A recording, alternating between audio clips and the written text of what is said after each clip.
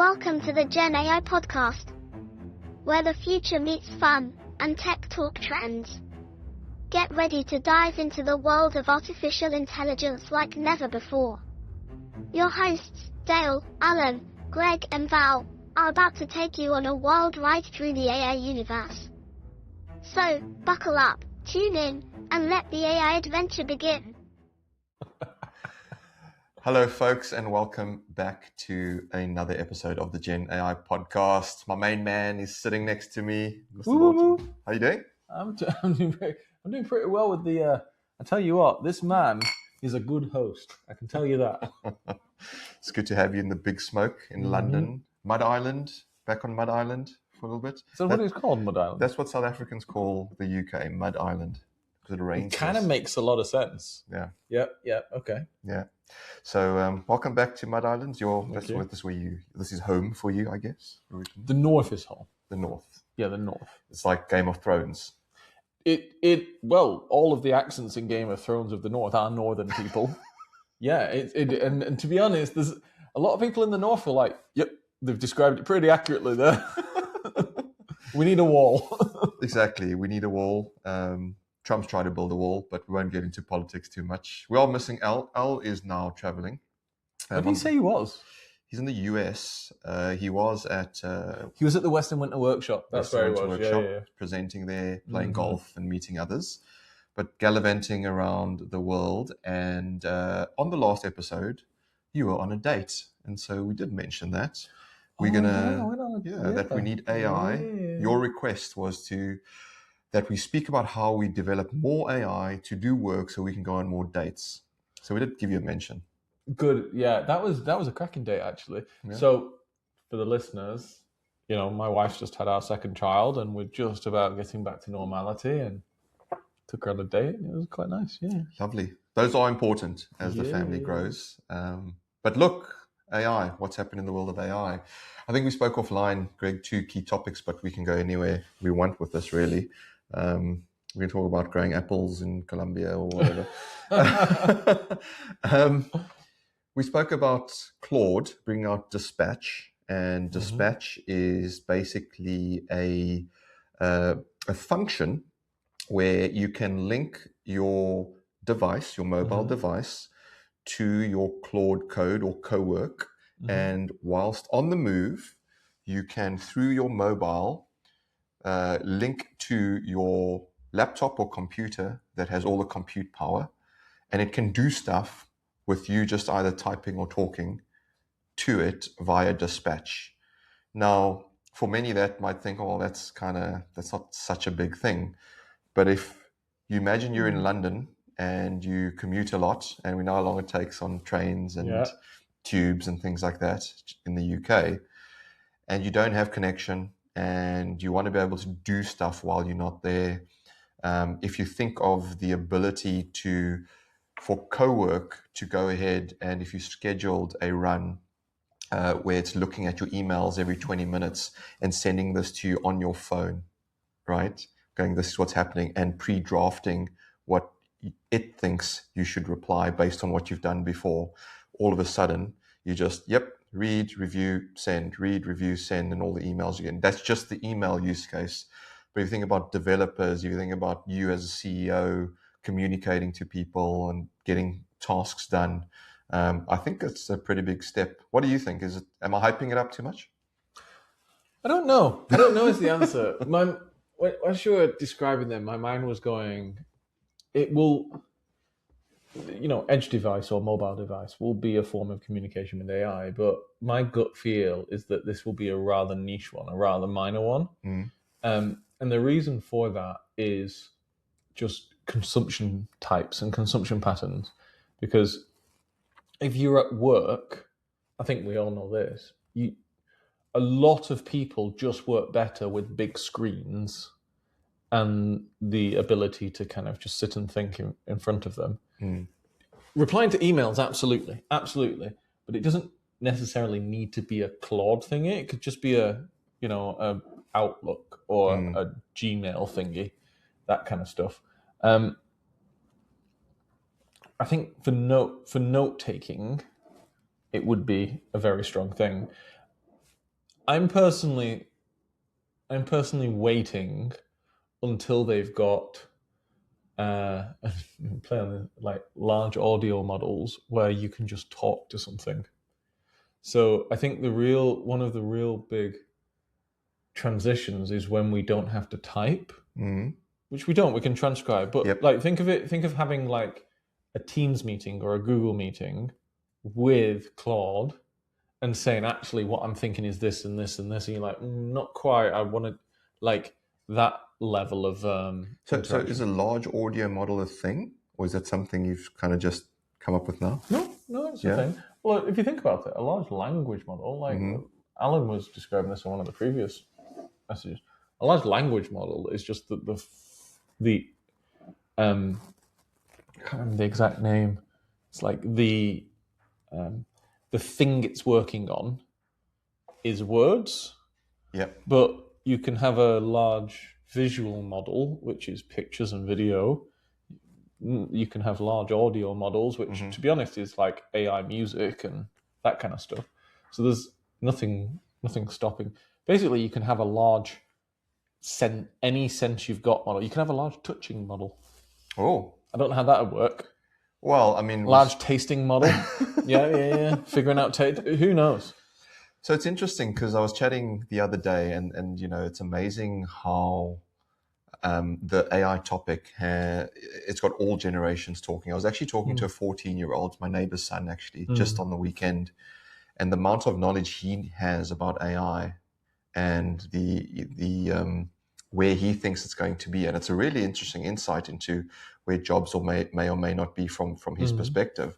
But we got chatting about if you took what everyone traditionally thinks of as AI, which is large language models, and you put that in the physical world, and we spoke about robotics, and you think about the 5 senses that we have. Large movement models, probably large kinetic models. Large kinetic models. Yeah. But you think of the 5 senses that we have. Sight. You have cameras today that you can just plug in as eyeballs, right? Sound, so hearing. We have microphones. We're using microphones. They're on us. Okay, so those are your ears. Speakers. Okay, that's not a sense, but it's part of sound as well. Taste, you mentioned. Now, actually, if you think about it, if you had a taste is just a chemical sensor. Absolutely. Now, if you had some way to analyze the chemicals on something, you'd know what flavors they are. Touch is definitely something that is there. Oh, wait, humans actually have more than 5 senses. Sure, but it's the 5 traditional ones at most now.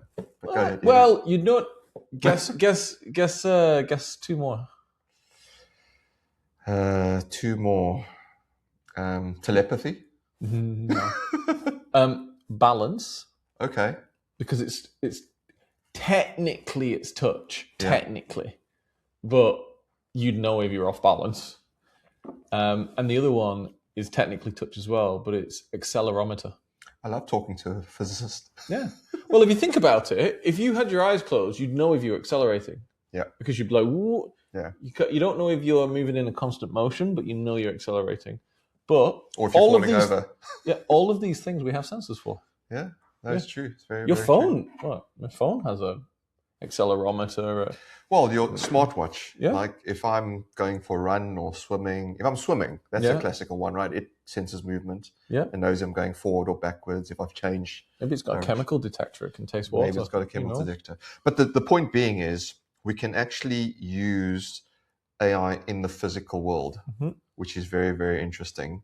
Because now all of a sudden, what does that mean? And I saw a clip the other day where there was this humanoid playing tennis with a human. Yep. So literally seeing where the ball is going to bounce, working out, calculating where it needs to be, how hard it needs to swing the racket to return it to the other side of the court to continue playing.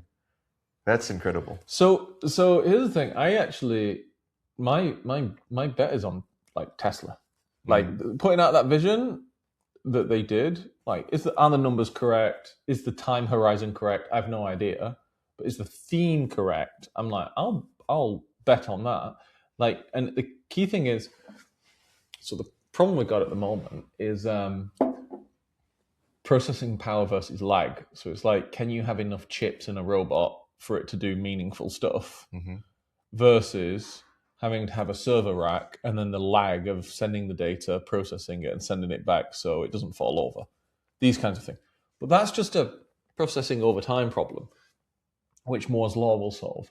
The thing that I'm thinking is, will these robots get to a price point where, starting with like the West, will actually start to procure them at scale, and then it goes from there? And I'm like, yeah, it's inevitable. Like, think of a very British job, postman.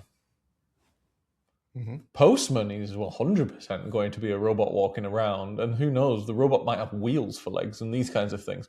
Like, will our children and our grandchildren be fundamentally living in some kind of sci-fi world where, if you think about it, if you looked outside now, not many things have changed since Victorian times in London, okay? You'd look on the top of the roofs and you see aerials, and you'd be like, oh, that's a strange thing, I don't know what that is. But it's still brick buildings, glass, trees, people walking around. But it's like, okay, let's go 30 years in the future, and actually it's mostly robots running around, and you'd be like, this is a very weird place. Yeah. I don't think that's out of the realms of possibility. Yeah. For those of you that aren't watching, Greg was literally looking out the window. We're about 100 yards from Tower Bridge. Beautiful office. Yeah, and we just talk about, construction, which is the main sector we work in. And you think, so I was very fortunate walking with my 8-year-old son, and he went, how did they build that? And I went, not with the technology we have today. Nope. So it's incredible to think, as you look around your surroundings, going, how different will it be? We always talk about the pyramids, right? And how those were constructed versus what techniques and technology we have today. You fast forward that, not even that far, 5-10 years from now, and you go, where will things be with robotics? And there's not much that robotics can't do or won't be able to do because of what we're seeing today. Melania Trump, did you see that? No. She walked into some sort of gathering. I didn't know what it was. I just saw the video clip. And she walked in with a humanoid. So this humanoid went in, she took her place, it walked around to the center, addressed everyone there, and then walked away. And then they carried on with whatever conference they were having. So I think that's cool. I think that's potentially a show of power, inverted commas, from the US, because China is doing all of the robotics, right? Yeah. No, I'm actually very, very excited. I'm very, very excited about it. Yeah. You triggered so many thoughts then. So I'm actually about to release a white paper that I've been writing. I've been thinking about it for years, but I actually have only been writing it for like 2 weeks. But we're in the age of AI, so it's quite easy to write these papers now. And obviously we're in the field of construction and project management.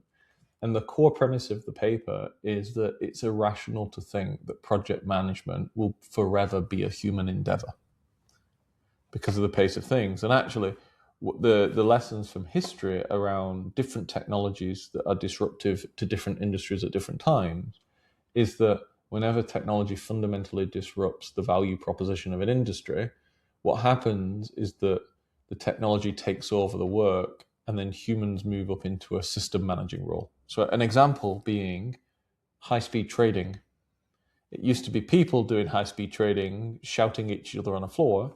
We invented AI to do it, and now you have quants that set the parameters and control the models that are high-speed trading. But fundamentally, the quants aren't doing the trades themselves. Yeah. So it's this degree of separation. And by the way, the same is true in airplanes.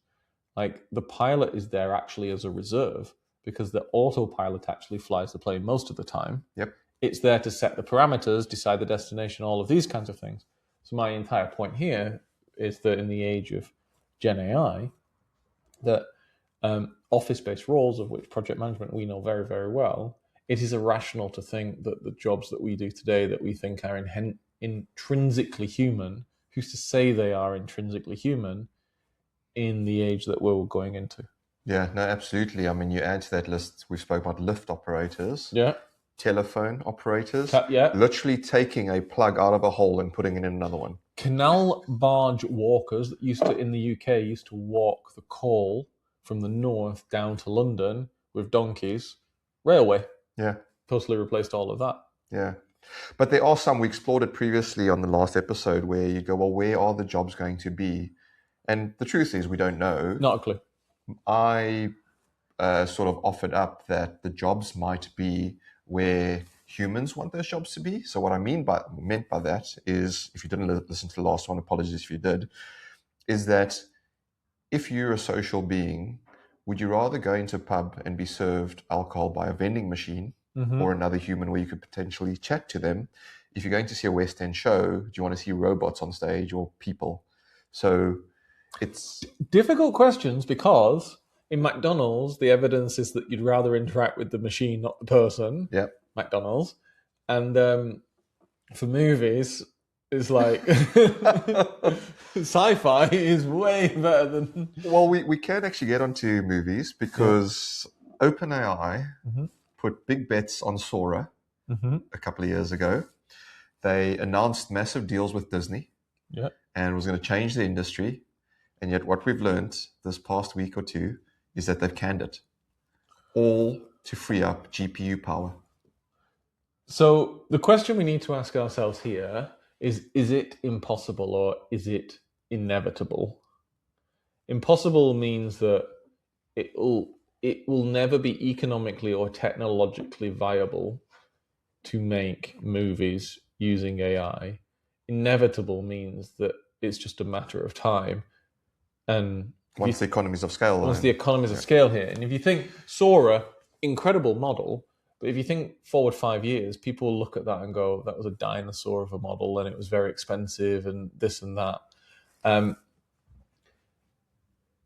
You've seen actors, I think Ben Affleck has gone heavily into AI. And to be honest, like a couple of years ago when they did the writers' strikes and the actors' strikes in Hollywood, that was immediately the beginning of the end. Because that, when unions get involved to try and stop a technology coming through, you already know the technology's won. Because it's a prisoner's dilemma game. All it takes is one company in a different geography to just go, I'm not under their law. I'm not under their union. I'll just do this. And then suddenly the entire house of cards collapses. Yeah. So, yeah, the way I see that is, I don't exactly know, but to me, it is inevitable. Yeah, and that's why I think no one truly knows the answer as to what jobs there will be, because guaranteed, you go back a century ago, no one would have really precisely said the jobs that exist today are the ones that would be the ones. No, but there's one thing that I worry about, and there's one thing that I'm hopeful for. The thing that I'm hopeful for is that the economy and the jobs we talk about and everything, economies by definition have to start with a human and end with a human. There's no economy that doesn't start with a human and doesn't end with a human. There's a very big in-between bit, which is turning resources into things, and then delivering them. But like, someone grows the salad, or someone owns the farm that grows the salad, and someone buys a sandwich. And the great thing about these economies is that generally it's a will of the people kind of thing. So if you get yourself into a situation whereby, let's go silly, 90% of all jobs have been automated by AI, then what will happen is that the will of the people will vote and governments will enormously tax AI companies. And by the way, their revenues will plummet because there'll be no one to buy services. So it's this multi-dimensional self-regulating ecosystem, which essentially means that it's never going to go terribly poorly. And it's also never going to go astronomically well. It self-regulates itself. So that gives me hope, where it's like, okay, well, it's not going to be some kind of crash of the world. The thing that does worry me is that model doesn't hold true across borders. Yes. So yeah. if one country is exponentially ahead of another country, what the country that's behind has to do is essentially close its borders to the outside world, basically go communist Russia or Cuba, and go, we're just not engaging to have people. Otherwise, it's just going to be a third world workforce. 100%. The other thing that strikes me as you say that is that if one country is setting certain regulations and another country is setting different regulations, it will be light speed for AI to work out where it would thrive better. Yeah. And so it can just move itself. Yeah, this is where I think I ponder on Europe's approach, because Europe has brought in AI regulation for whatever reasons. Some of it, I'm like, yeah, we probably, morally shouldn't allow people to publish naked pictures of people that haven't actually had, like, using AI to do that in a general society. I'm like, yeah, you probably shouldn't do that. I've got 2 daughters. Someone did that. Yeah. I'd be very, very angry. At the same time, dropping massive regulation on a technology that's still massively developing just makes companies go, screw it. We'll just go to America and do it there, or just go to China and do it there. Or, like, this is where I think the UK has been relatively clever, and the UK hasn't stepped in with big regulation or anything like this. The UK has been just like, we'd love to have AI companies here. Yeah. So it's like, okay, now the counter to that. Are you hoping the taxman hears you when you say that? The counter to that is that I forgot my point now. Sorry, I don't know what the you counter totally is. off there. But you raised some really good points, and if let's entertain the listeners. If I put you on the spot right now and said to you, okay, in 5 years' time, right, what 3 jobs can you see existing that don't exist today?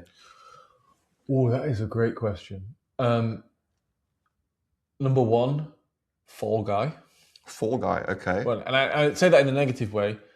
AI cannot be held legally liable in a court of law. Okay. Humans are legally liable.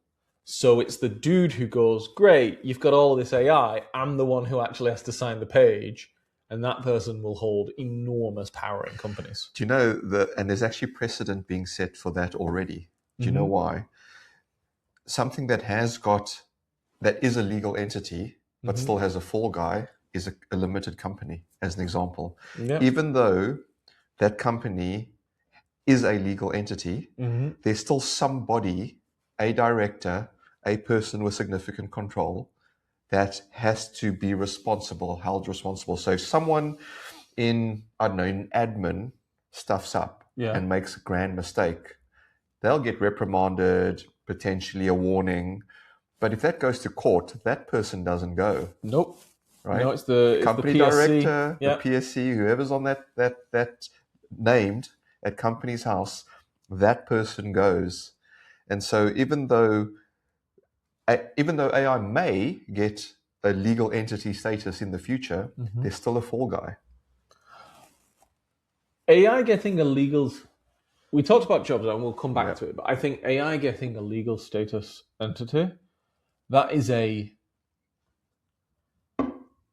unbelievably, like, you're walking on sand there, dodgy ground. And I'll tell you why it's dodgy ground.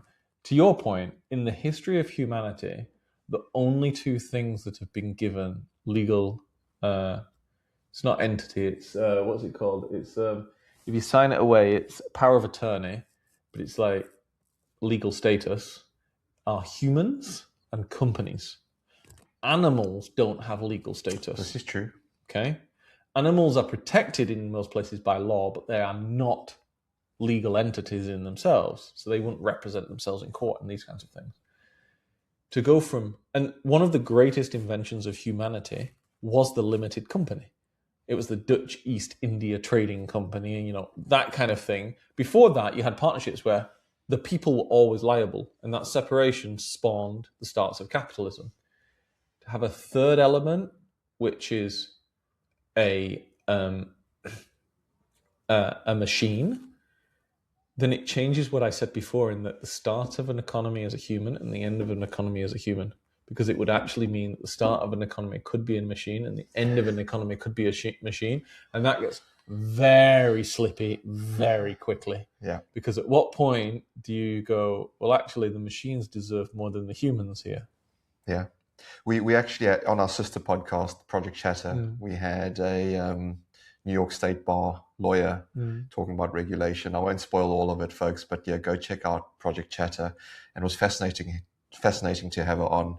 And they have something called regulatory sandpits, where they're testing out where lawyers next to tech experts are testing out different regulation with the tech.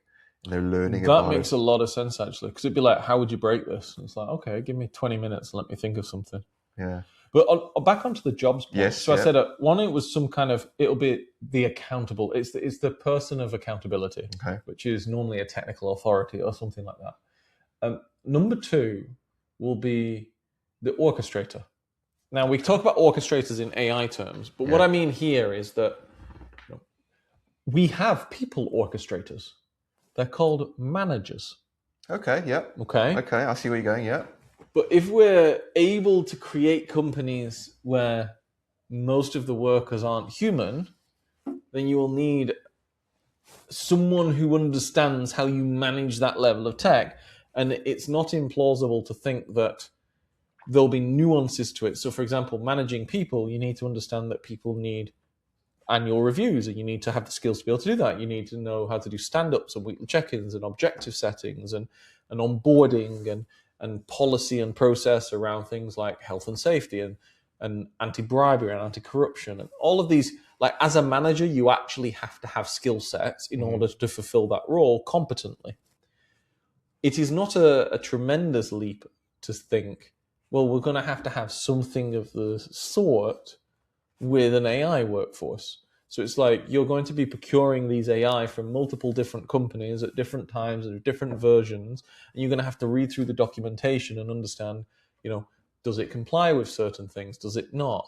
Can it integrate? How does the operation with the humans actually work? So I think there's an entire orchestration role that's going to emerge. In order to do that, though, you'd have orchestrators, for lack of a better term, needing to understand the technology. Yep. And needing to know where to go and look. So, because as you're talking there, I'm going, okay, if you're managing people, one, you have to have domain knowledge of what they're doing so you can check. So let's take project controls, because we, I think a large section of our audience, project controllers.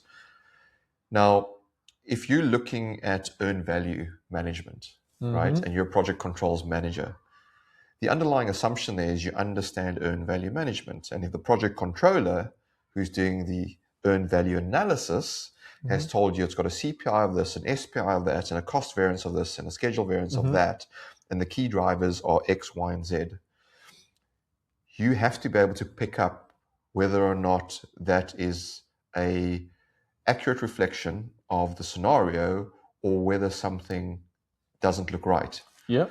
And so for you to be an orchestrator of AI agents instead of people, you kind of need to know how it works in order to pick it up. Now, the trouble I see with that is that you're not necessarily going to need an earned value management. AI will potentially come up with totally different techniques and just tell you this thing is off track. And then you will ask it to go, well, why? And so it'll give you a reason. And my thought process through that goes, well, actually then, do we need protocols and governance and regulation around how AI captures, retrieves, and provides information? And you're in this space, right? So your point is my point, but flipped around. So you're saying there's some AI, it's giving answers, and professionals need to vet it. Yes. I'm saying the opposite, which is professionals need to vet AI that's brought into the company. Right. So it's the reverse. And this is because the reason I said it my way was because we're heading towards the realm of engineering grade AI, where you actually have full spec sheets where you know how it calculates things and you know how it works. But to your point, if you think about this, how do you hire a person? Aside from the people traits, you would go, okay, I'm hiring a project controller. You would go, do they have the requisite project controls qualifications? Mm-hmm. You'd look at that. Do they have the requisite experience? And you'd look at their experience history. And then you'd bring them in, you'd interview them on these things, and then you might get them to do a case study. And you're checking that they can perform at all levels. Well, think about the corollary to, for example, a project controls AI. You'd look at the spec sheet to see what it's been programmed to do. You would then get it and test it yourself to see if it's producing the results you want it to produce. And if you think, just let me tell you one more thing, that isn't an IT manager. No. Because it's domain expertise. That's why I said the roles that will be coming will be managers of AI. Project controls orchestrator. So that's the domain, and then you're the orchestrator. So that's a very interesting point. You know where that leads me to think is, do we then need some level of verification on AI products? Of course we do.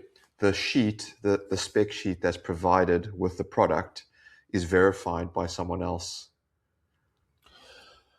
So that you do you know what? Very, very, very potentially, and actually that could be a business for people where, because so that is actually a business type. Should we edit that out and then we go start that? No, I'd be like, entrepreneurs here, start doing that. Like, no, that's a fantastic thing, because what typically happens, if you think about general IT, or let's talk about project controls technology, what will happen is the buyer is the head of project controls. Yep. Okay? So they're the domain expert. They will have people working for them who are the functional experts. When they're buying a new piece of software, they'll define requirements, they'll go out, they'll talk to people, then they'll get very in-depth demos. If they're very professional, they'll do an RFQ process. They'll get a full demonstration, they'll get all the spec sheets, everything, and then they'll try it themselves, they'll verify it, and then eventually they're like, right, yes, this does everything we need it to do. So they go through a full testing phase.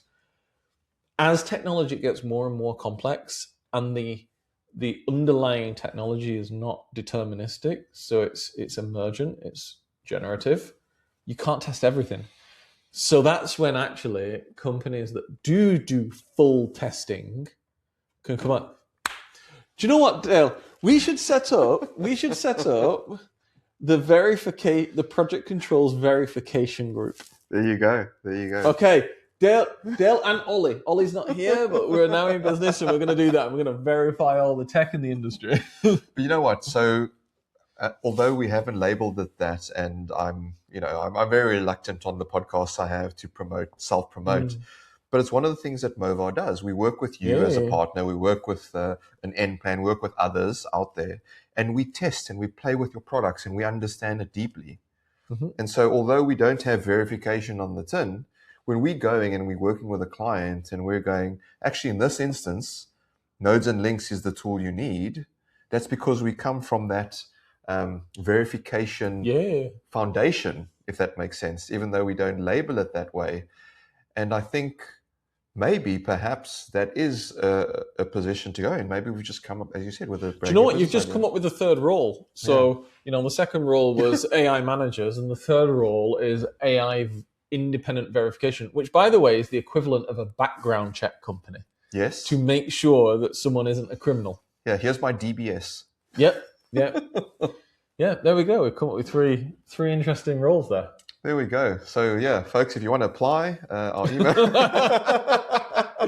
you know what? This will be for every industry as well. Because if you think, every industry that has a professional governing body or a certification, so it's not just controls. It'll be some element of project management. It'll be anything to do with engineering. Mm-hmm. This will be in there because my brother's house has subsidence, which is where the thing.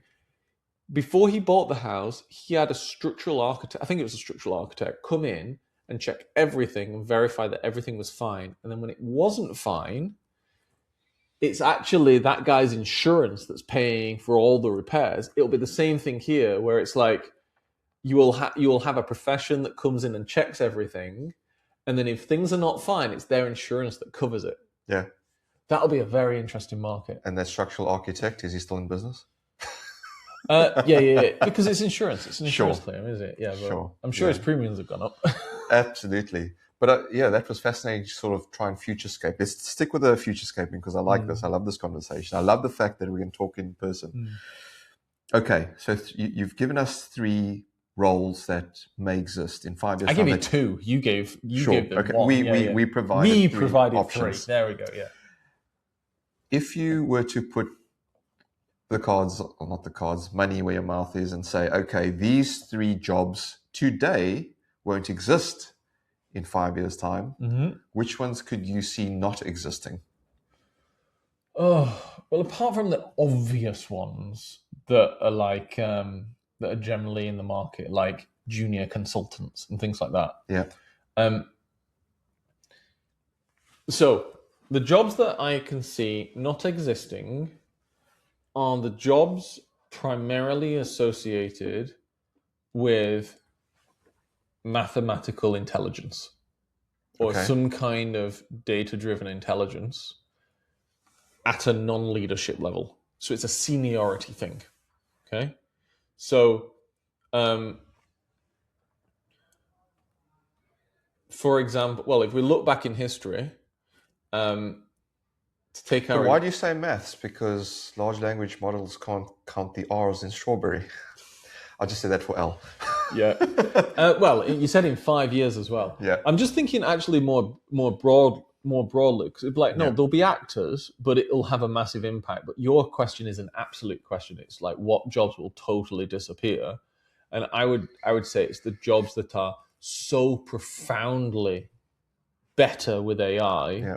Administrative jobs. It's the low value, high repetition, high proof jobs. By proof, I mean it's either right or wrong. It's not this or that. Those will be gone. An example maybe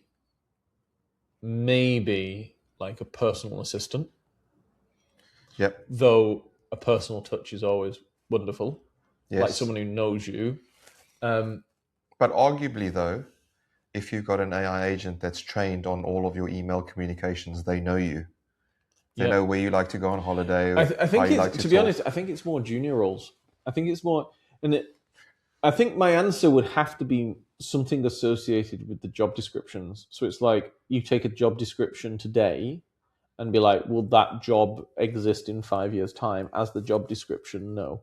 But will that individual in that job role have gone out of that profession? Probably not. How about, we have a mutual friend, Chirag. Yeah. How about recruiters? Could you see that disappearing? Or would someone still want to talk to someone? I can't see it disappearing, but what I can see is it being highly automated. So, and maybe I've got this wrong, but if I go and I look at Tinder's a few years old now, right? Mm-hmm. But it's a 2-sided market. You needed 2 people. Mm-hmm. And in the middle, you had this app. You swipe left or swipe right. Mm-hmm. Now, you think about the job market. You have an applicant and a hiring manager. 2-sided market. And you've got this recruiter in the middle. But you don't have a recruiter in the middle. That's a false statement. You have a recruitment manager who then goes and uses a technology like LinkedIn to find people, and then a technology like email to connect with people, and then a technology like Word to take their CV and email it to the person. So you have an administrator. Yeah, it's an administrator. So, like, do I think that someone like Chirag, who knows project controls deeply so that people would trust his models more than they trust a generic person's models? Yeah, Chirag. But the difference is that rather than doing 100 placements a year, he's doing 1,000 or 10,000 placements a year. It's like that kind of scale. It's the same argument that Al put forward, where instead of replacing developers, keep your developers. You're just 10xing them. Oh, we've like 50x'd. Yeah. Like our developers with nodes and links have been here since they joined, like since day one. They're unbelievable. Like, I love our developers so much. I will make someone bleed before I let someone take one of those off. Like, no, I'm going to protect them because they are incredible. And the amount they're producing is unbelievable. Yeah, yeah. The other one that, if I can offer up in terms of disappearing, and how I'll link this back into the construction industry, is cab drivers. So autonomous vehicles. Yes. Yeah. Eventually, yeah. And now, if you take that same concept that you can have autonomous vehicles where you can just hail one and jump in and can drive itself because it's got whatever, it's got all the various sensors and Remember, you said 5 years. Yeah, 5 years. Okay. Right. You can actually say that on site that there's certain elements of machinery that will not need an operator, a driver, inverted commas. 100%. I actually think that construction will be the first. It's been one of the latter ones, but it will be the first to be fully autonomous because it's a closed system. You're not dealing with wide open roads and unbounded public liability. This is my field and I can do anything I want in my field. Yeah. And then the third one for me, going back to vision and sight, is health and safety operatives. Now, you're still going to need someone to review the outputs, but people actually going to site and eyeballing what's going on. We know today that in the medical field, that computers, AI is picking up things like cancer far faster and in many instances more accurately than the human eye, because it detects those patterns. So what you're talking about really is kind of QA/project controls, or QS. By the way, one that's come to mind, I do think will be totally gone. Translators. Ah, yes. 100%. Translators. 100% gone. 100% gone. Agreed. I cannot wait until I've been trying. Like, I want Meta to release their glasses. I don't like any of their glasses apart from the ones that have like the AI. And I want a speaker in my ear because I live in Europe and I just want it to translate it into English in my ear. Like, the second that someone brings that out, my subscriptions to Duolingo are gone. Yeah. No, language definitely. I mean, it's in the name, right? A large language model. And we know it does so well to translate. But I know we're heading towards the end of the pod, but it's interesting because when I was, kind of chatting to Al, there's a lot of topics we kind of covered with you not in the room. So it's quite interesting to get your take on where the industry is going with jobs, what might or might not be in the future. But it's also interesting because we touched on quantum in the last episode, and generally that it would be a light switch moment once the economies of scale and it works properly. What, just quantum processing? Yeah, just in general, quantum computing. And so do you think that'll happen in the next 5 years? I have no idea, and I'm not close enough. And I'm saying that because I specialized in astrophysics and quantum mechanics. So I'm at university, so I'm actively out of the loop, and I genuinely don't know. So is this like Who Wants to Be a Millionaire? Phone a friend. I could technically phone a friend and be like, "Where are we at, man? Where are we at?" I mean, but when quantum computing is functionally viable, and who knows, it might be functionally viable today, but if it was, it would be it'd be the equivalent of a Bletchley Park moment, where the country who properly made it viable will not announce that they've made it viable because the defense and security advantage they have over every other country is so large for a period of time. As in, you can crack any code, pretty much any code, and break into any bank account and these kinds of things. But yeah, once that becomes really, really viable, I think that will be the third inflection point for AI. The first inflection point was the original AI, where we actually had computers. The second inflection point has happened in the last like 5 to 10 years, where the chips just suddenly got good enough for us to do magical stuff. And obviously the chips are doing kind of that, but it's a threshold point, as in it can't move until it gets to here. So it's like boom, Yeah. and then capability. But then the other would be that, where the processing is billions of times faster. Yeah.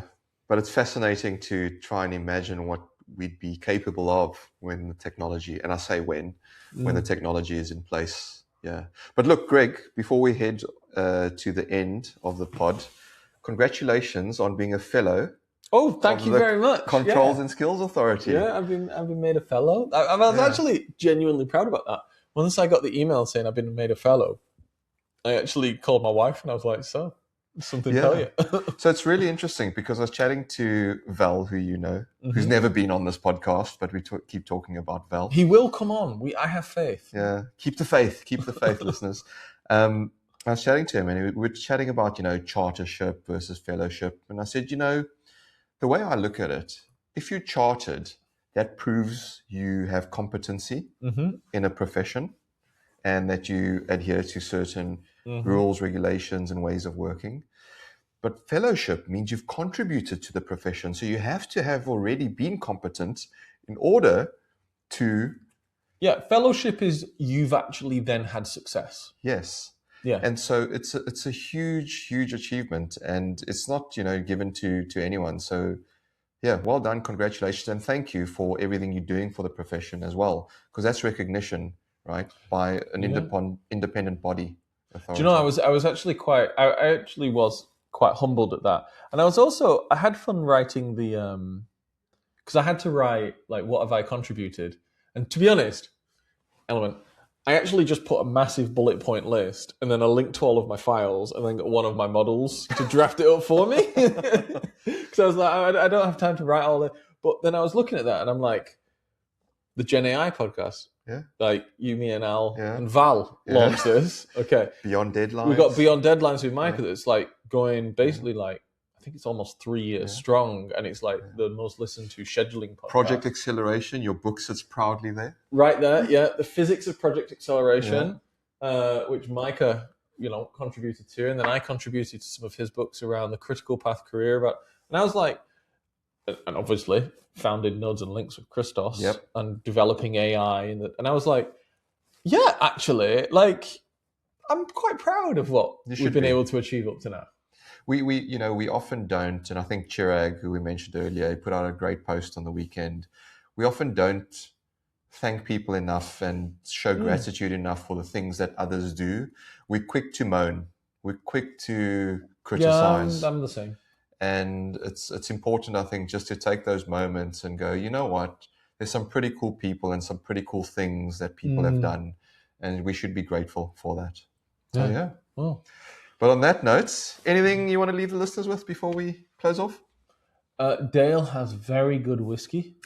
Okay, I can tell you that he has very good Scotch whiskey, and he has a very nice office. Yeah, absolutely. And this is after hours, so we are partaking. But put the caveat in there. Put the caveat. I'm not there. Officially working right now. This is after hours. We've clocked off. We've signed out, and no animals were harmed in the making of this episode. But look, folks, thank you so much for spending another episode with us. Hopefully you found that entertaining, if not informative. But as always, if you think there's anything we can improve on, do let us know in the most critical of ways.